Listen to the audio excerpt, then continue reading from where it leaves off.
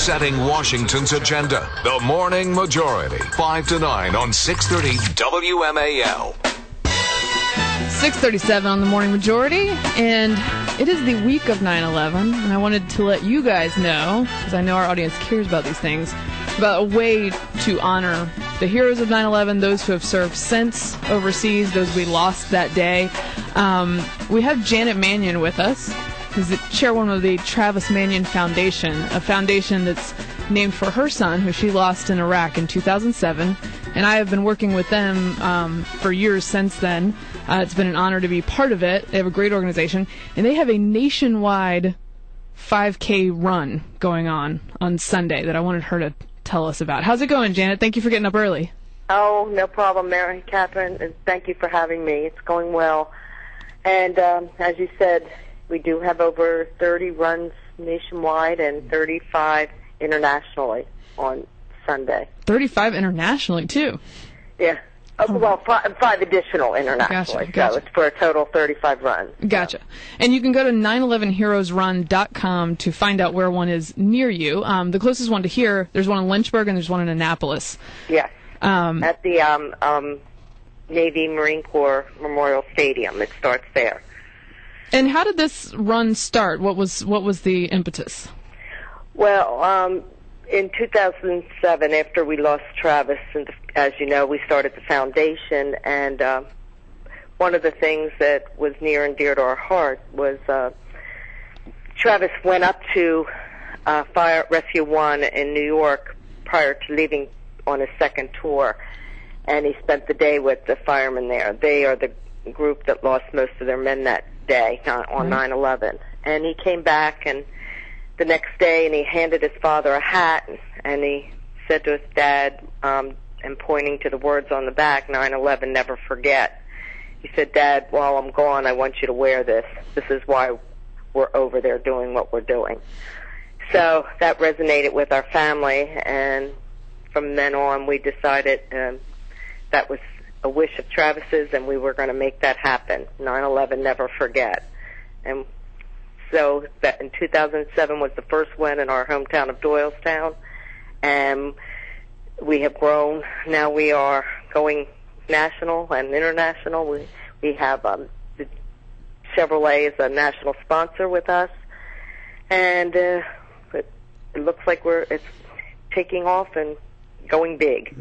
Tell us a little bit more about your son Travis. What he was all about, why he wanted to join the Naval Academy, enroll at the Naval Academy, and his life with the Navy. Well, my husband is a retired Marine colonel, and so he grew up in that environment. And from a young age, he always said that he was going to go to the Naval Academy. And it was one of those things where you didn't want to tell your son you have to do what your father or mother are doing. Right. And he always said it wasn't because of Dad. I'm doing it because I want to. And when he got out of the Naval Academy and chose Marine Corps, he did very well down at the basic school in Quantico. He graduated in the top of his class, and he had his choice to go anywhere because of that. And he immediately looked on the board, and he chose the next unit that was leaving for Iraq.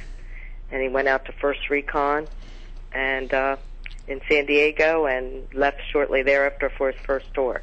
Janet, I applaud you for what you're doing, but I wonder, do you feel that as we are 10 years on after 9/11, that people have sort of forgotten the importance of that date and the things and the lessons that we should have all learned from 9/11? Absolutely. We're a selfish nation. We quickly forget. With less than 1% of the population being involved in the fight, they live their lives, and I'm not saying they have to honor each day or remember each day, but they have to remember the sacrifices of so many. Those men and women that gave their lives since 9/11 and in previous wars, in this generation, it's a volunteer military. So these men and women are volunteering to do this. And I think it's so important. We as a nation, we worry about ourselves, our egos, and we forget to remember the greatness that these men and women do for us every day, and we forget to remember that because of them, they were able to live the lives we live.